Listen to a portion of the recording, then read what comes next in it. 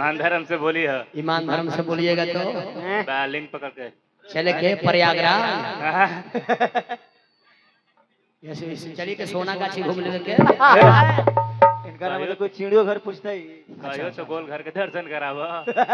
कमलेश भैया तनी कने बानी तनी चाहे बड़ी बड़का मिस्टेक भइल हो तनी करुआ मंडली में आ जाए एगो बबुआ के पूछ के हार के स्वीकार करी। और बड़ी सुंदर हमारे आकाश बाबू हमारे कृष्णा भैया बड़ी सुंदर बेंजू प्लेयर रहत रहनी हो। आज भी वो इंसान बड़ी अच्छे प्लेयर है, बड़ी अच्छे इंसान है। उन्हीं का पुत्र आकाश बाबू बड़ी सुंदर बेंजू भी बजाते हैं, उनको भी मौका बिहारी बाबू के माध्यम से मिलेगा।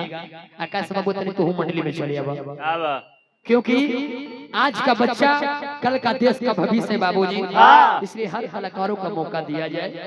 आकाश बाबू एगो मंडली में आन करके बबुआ के माला के स्वीकार करके काम हो। पिताजी कहाँ गए? चल गए कृष्ण भैया चल गए। अच्छा आजा मंडली में। हां कमलेश भैया कने पानी हरदम सूरदास तनी आ जाए।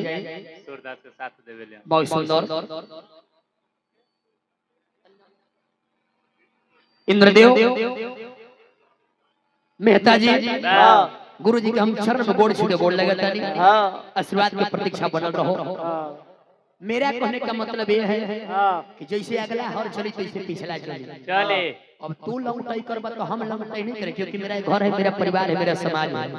अगर ये घरबा के बाहर रहता तो इतना पूछा कि यदि ई उम्र में आप इतना धधक रहे हैं, अभी बिहरिया के जवानियां उमड़ल है, अभी कोनी से कितना होती है ये अभी जवानी उमड़ल है तो बोझला कि तोहर गर्मी झरल है से इतना गर्मी है। अब पूरा गर्मी है एकरा में।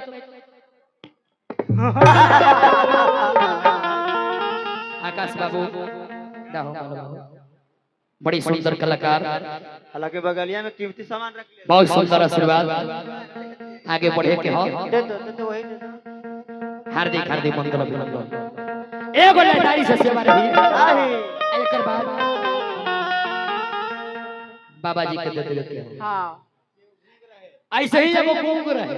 हां बेचारा यार बल्ला रहे तो तला रहे। हां हालांकि बाबे की उम्र के इनकर परिवार बाबा का परिवार बबाई बबाई नैनी के दादी रे बड़ी मारेंगे तो दादी बबाई एक दिन बाबा से बबाई कहली। हां मेरे राजा जी, मेरे हस्बैंड जी, बैंड जी आप तो गो लगाने चले जाते हैं। हाँ तो विकास रोज लेता है पहुंची रे खोज खबर हम ही ले रही हो। दो चार गो बाल बचा है। हाँ रउआ कभी यारा बोलिया बक्सर छपरा रोहतास है मुरगया औरंगाबाद जहाना अरवल मुंगेर लखसराय से पूरा जमुई खगड़िया भागलपुर बांका सारण सिवान गोपालगंज सीतामढ़ी वैशाली पूर्वी चंपारण पश्चिम चंपारण औरंगाबाद समस्त जिला में रउआ नाम के कमाई ले। एगो रउआ काम करी, अरे एगो दुकान रउआ खोल दी। हां कौची के किराना दुकान। अच्छा हमके के हागिज के कहने की अच्छा ठीक बा। बेचारे पैसा बड़ी अच्छा कमाए भी हैं। बड़ी सुंदर एगो दुकान खोले, उस दुकान में हम लोग छोटू बाबू हम छोटू भैया दोनों गए हैं। हां काहे खातिर पैंट लेवे खातिर। अरे किराना दुकान में पैंट मिलाई बाटी मार भला ए बबुआ जी आ वही बड़ी सुंदर सिरजानंद बाबा एगो बड़ी सुंदर दुकान खोल देनी हो। कहने के सुन हम तो दुगोला में व्यस्त रहियो। तोरा काम हो दुकान बढ़िया से चलई है, 2-4 रुपया कमाई है, अब बाल बच्चा को वही से खर्चा परवस्ती चले। एगो बेचारा वही गांव के एगो तोतला लइका रहे। अनुज भैया आ दुकान पर लिखल भी रहेगा IE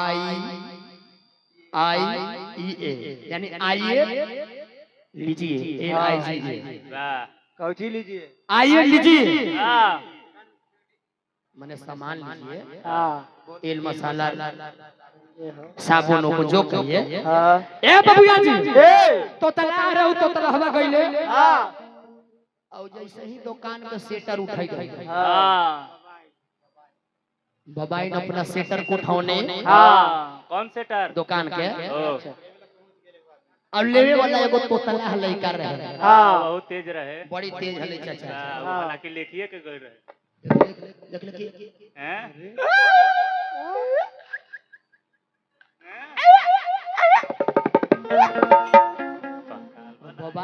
बेचारी वही रहली हो हाँ कहते कि बढ़िया जे- तो तलाहवा करे के हाँ।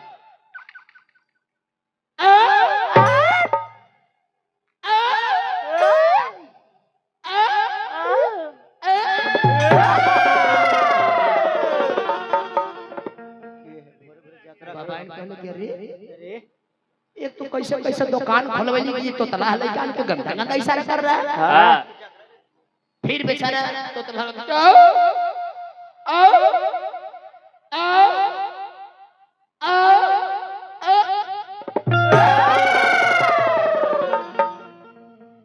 इनकर मोगी खिसिया गइल हां और गलत कहे हे लड़का उठ के बैठो मेरे राजा जी नहीं है तो इसका मतलब क्या हां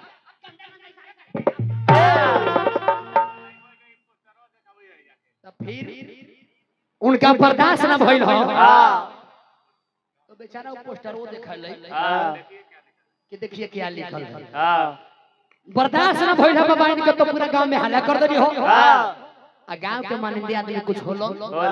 महंत जी के का भइल हो तब बाबा इनके कि देखिए ना के ना मेरे राजा जी बक्सर दो मोला का दे गए हैं हाँ। आई लड़का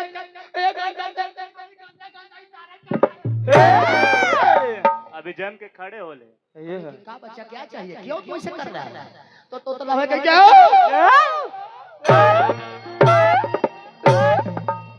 बड़ी हवा छोड़ रहा है हो कहने की मतलब हम गलत नहीं बोल रहे हैं ना फिर बेचारा तोतला हुआ इशारा कर रही है हां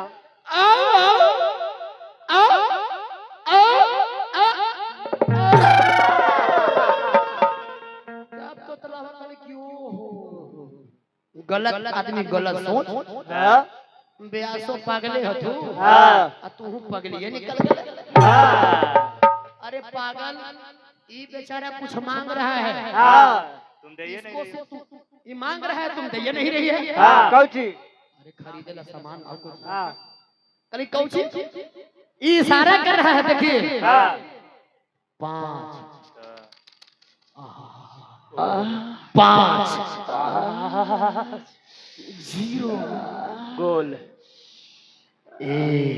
एक लंबा 5 हाँ 0 जीरो एक हाँ यानी 501 क्या पीछे वाला 7